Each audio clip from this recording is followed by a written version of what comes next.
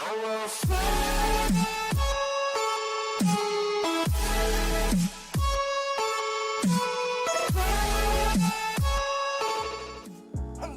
is up, guys? Kevin here with P.O.G, as usual, here for the next installation of the Gotta Go Fist series for speed duels. And again, it's just speculation. I haven't seen the first one. Link down in the description below to that first Gotta Go Fest episode. And yeah, so without further ado, as the title says, we're going to be focusing on our boy Relinquished.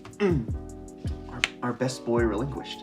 And why he isn't good right now, what can make him better, and you know, how his prospects look in the future. And quite honestly, right now, he's just mediocre. Mediocre? Yeah, mediocre. He's just not good for a couple of reasons. One, and the biggest one, is Moth, right? Perfectly Ultimate Great Moth is the whole reason that this sucks, okay? Let me explain. This card sucks, and this deck sucks, because it's very easily removed. With Moth, there's no getting back any type of resources, even with the new monster Illusionist Faceless Mage, because it has to be destroyed by battle card effect, and the skills aren't destruction, so yeah.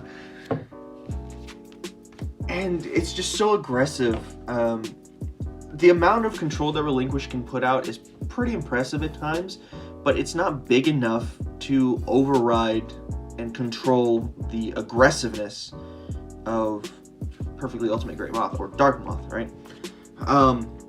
So it just sucks overall. So how do we remedy this, right? So looking into the future, obviously we would say, well, let's see what comes out in the next Battle City box, and you know, if we can get rid of Dark Moth, maybe this deck has a good showing every once in a while, right? But let's talk about the skill card that actually got people hyped about Relinquished when the first other structure decks were announced. And obviously that's Thousand Eyes Spell. So Thousand Eyes Spell is an amazing skill card that doesn't have any restrictions other than a once per turn restriction, right? There's not how many times you can use it in a duel. It's just as long as you have the ability to activate it, you can once per turn. It does come with some steep costs in return, but it has some great output for those steep costs. So, you know, you get what you pay for, I guess, right? So the skill says activated during your main phase. You discard one card from your hand, and then you can activate one of the bulleted effects below. The first one is to ritual summon a Relinquished. So basically the skill becomes the spell card for Relinquished. So you don't have to run spell cards in Relinquished anymore, right? Obviously a lot of you know this. And the second effect is for the Thousand Eyes Restrict, the fusion monster that goes along with Relinquished. Basically it just says, hey, this is a polymerization, now fuse, right? So very, very simple. And the only restriction that it has, other than losing card advantage on some situations, which can be mitigated, is not having a battle phase. Like, you literally cannot enter your battle phase at all. So that is something you do have to remember. And then once you use the skill, you flip it over. And then if you want to, you can use it again next turn, or, you know, 5 turns down the road. It doesn't matter. As long as you have something to summon, you can do it. But you're not going to have a battle phase, and you're going to lose a card out of your hand. So with that being said, nothing is wrong with this skill. Nothing. It's perfectly balanced. It's a great skill. There's nothing wrong with it whatsoever. What's wrong are other decks, and as counterproductive as that is to say, it's the truth. There's nothing else right now that you can give Relinquished that is fair. Okay, let me repeat that. There's nothing right now that you can give Relinquished that is fair that will make this better. That will make Relinquished or Thousand Eyes Restrict decks better. It all has to do with other decks. And I would say against a lot of other decks, Relinquished does really well. It's just Moth, and because everybody plays Moth, and because it's the best deck, everybody wants to win, right? Relinquished just isn't going to do well. But enough about that. Let's talk about a card that was just brought up that hasn't seen a lot of play, and it kind of makes me sad because it should see a little bit more play. And that is the Thousand Eyes Restrict, right? When this card was first introduced and announced, people said this is going to be an amazing card, it's going to be used everywhere, blah, blah, blah, blah, you know, you've heard it. And it just hasn't had any real showing, like whatsoever. It has no good showing. Not even through the skill card or through, Waking the Dragon. It just doesn't have a good showing. Why is that? Well, let's go over the effect of Thousand Eyes first. Thousand Eyes says, no other monsters but this card can change their battle position, and no other monsters but this card can attack, right? And then he has the same effect as Relinquish's Sucking Monsters. However, he doesn't have the damage-inducing effect that Relinquish has when he's equipped and you take damage. So it's a really interesting card. It's a really interesting card that, a lot of people have fond memories of, especially when you talk about GOAT format, right? Because this card was so important in GOAT format. It could change duels just like that, right? And this card just doesn't have the ability to be that impactful right now. Again, mainly for the fact that it can be so easily removed without any type of actual destruction on it, which is sad. But do we see this card being used more in the future? Perhaps, right?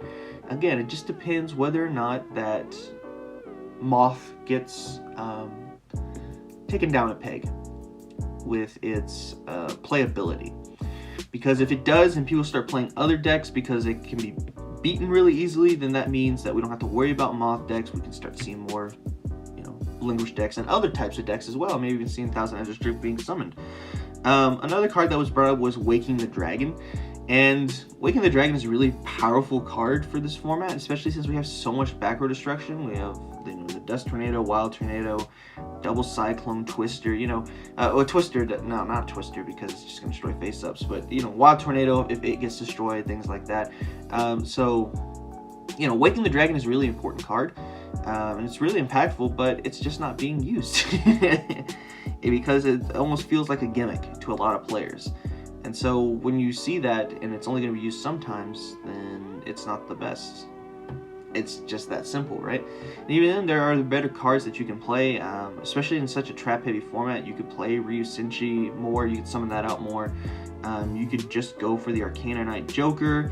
You could go for the Blue Eyes Ultimate if you just want the attack to be able to attack over. Or you could use Alligator Sword because your opponent's using a certain deck and you just need that little bit of extra damage, direct attack. So, being such a stally card, duels for decks, right, are already so staggered out in the way that they're played. You really don't want to be making the duel go on any longer than it has to, right? So, unfortunately, we don't see this being played a lot. In the future, yes, please, I would hope so, a lot. I don't want ways to cheat this out other than the skill, but I would like to see being played more. And obviously that comes with what's in the card pool, right? So let's actually talk about a Relinquished deck, right? There's plenty of deck lists out there, videos that you can go and check out. Cursive, A-Vault, everybody that basically makes speed duel videos has made an updated Relinquished deck, right?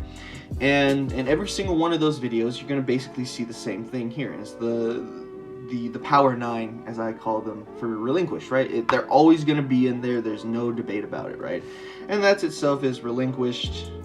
You have the Senjus. Oh, what? Relinquished. Forgot how far down that camera is. Senjus, and obviously Sphere Kuribohs, right? Those are the 9 that you are going to see just about every time. In almost every single deck. Obviously, Relinquished, you want to see it. That's your main win con. You're going to see Senjus to search your win cons. You're going to see Sphere Kuribohs to not only be protection, but tribute fodder for your Relinquished when you play Thousand Eyes spell, right? Ditching the Sphere Kuriboh, banishing the Sphere Kuriboh too, and then playing Relinquished. It becomes a one less card ritual summon. So with that being said,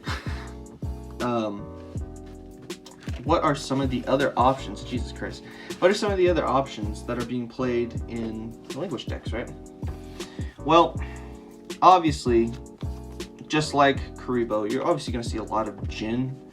You're going to see a lot of this Jin being played just for the fact that it makes everything, or not makes everything, but makes Relinquished immune to traps.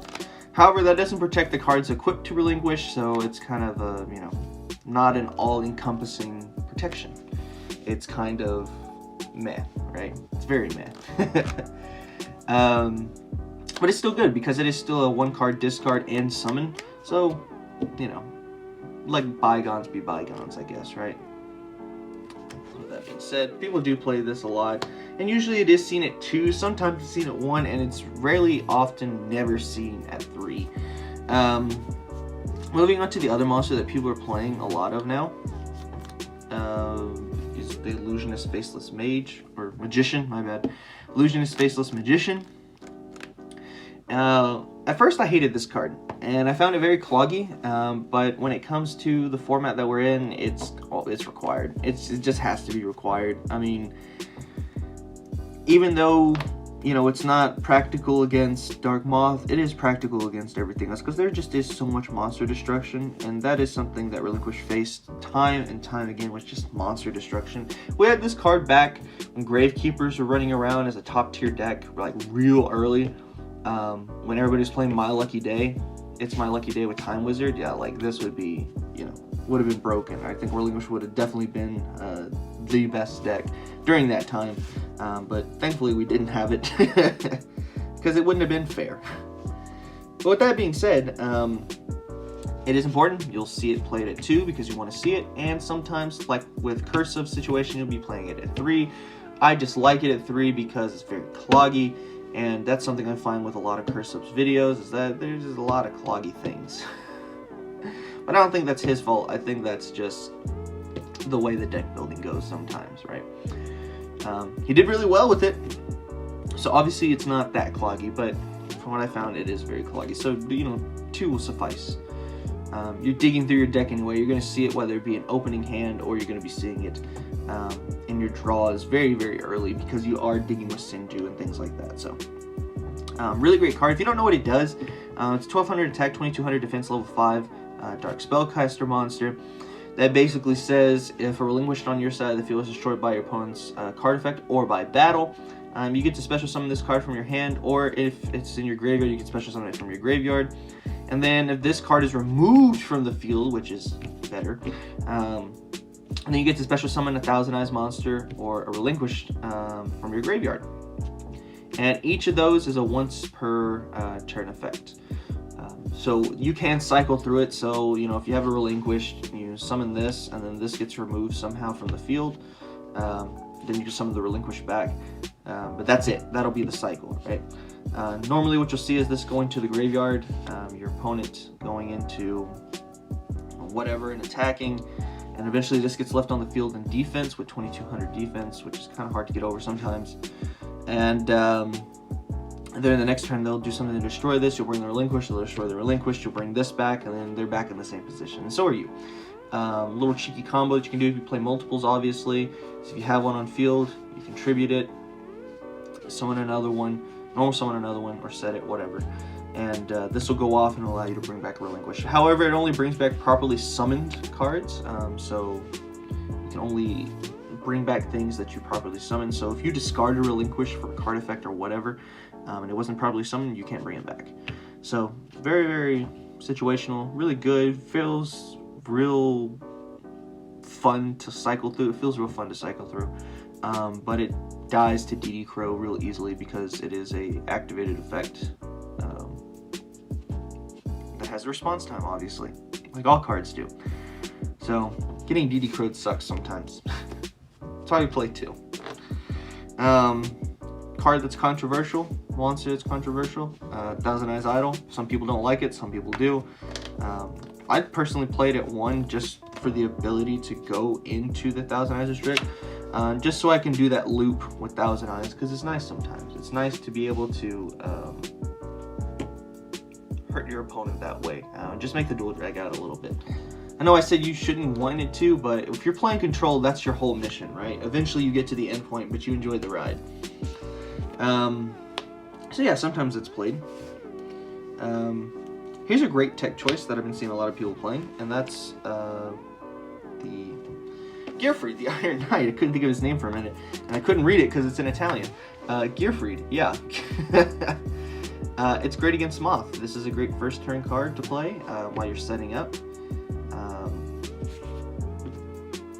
doesn't get mothed.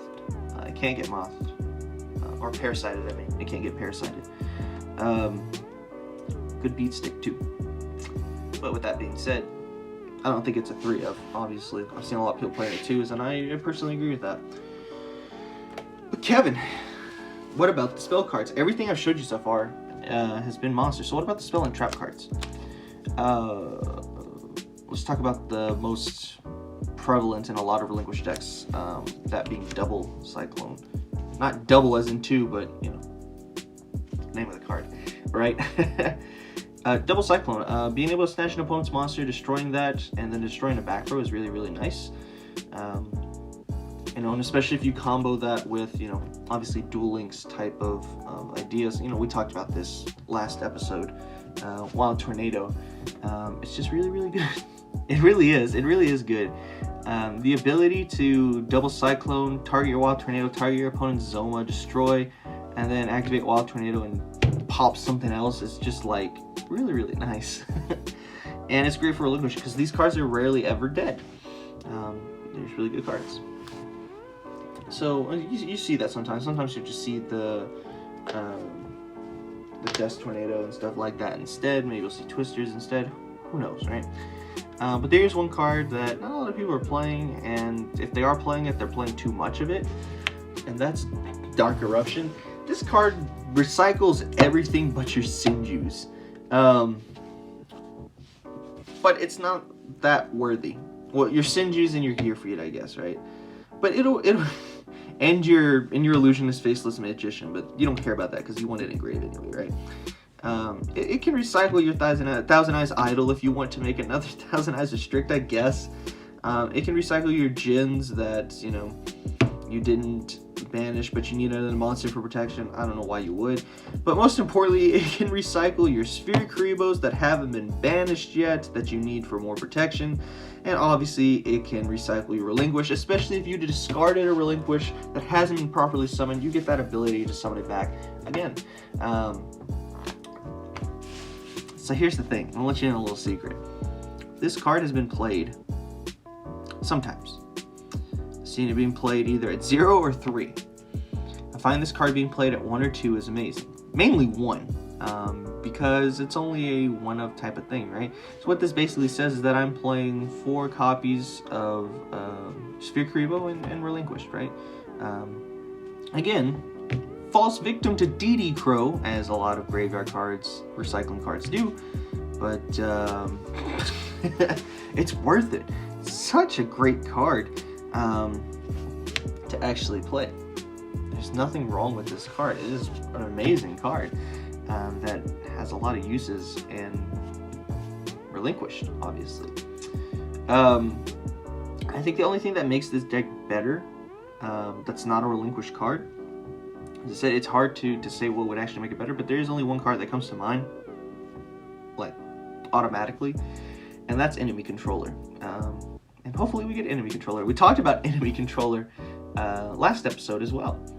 So with that being said, though, Dark Eruption right now is actually a really fun card to use for Relinquished. I wouldn't play it at 3, it's super cloggy. I wouldn't play it at 0 because you do need the card. It's really cool. And it's really helpful too. Seen people play it at 2. I didn't play it at 2. I didn't test it at 2. Maybe I should, but I don't know. But I found 1. It comes when it needs to come, right? Every time, just about. Because usually if you're not playing against Moth, you're usually holding a pretty good strong front and you're not in dire need of resources. That's another thing though. We didn't see any Allure or any of the Wonder Wand. Wonder Wand sucks. Don't play Wonder Wand. Please. If you're going to play it at 1, but don't play more than 1 Wonder Wand. It just sucks. There's just so much backward destruction. And Allure of Darkness, you're really going to be digging through this deck too much. The deck focuses on control, so obviously you need a longer state of gameplay. So, you know, Allure of Darkness shortens that state of gameplay that you're allowed to play by reducing the amount of cards in your deck. We don't want that. So, there's not really a lot of digging cards outside of Sinju. So you really do need to manage your resources and you know, speculate what your opponent's actually going to play. But with that being said, that's going to be it for me.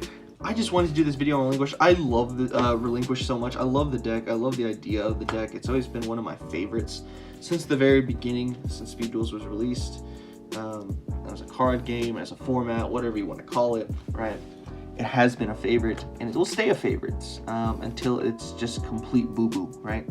But with that being said, let me know what you guys think down in the description below, or the comments below. The comments below.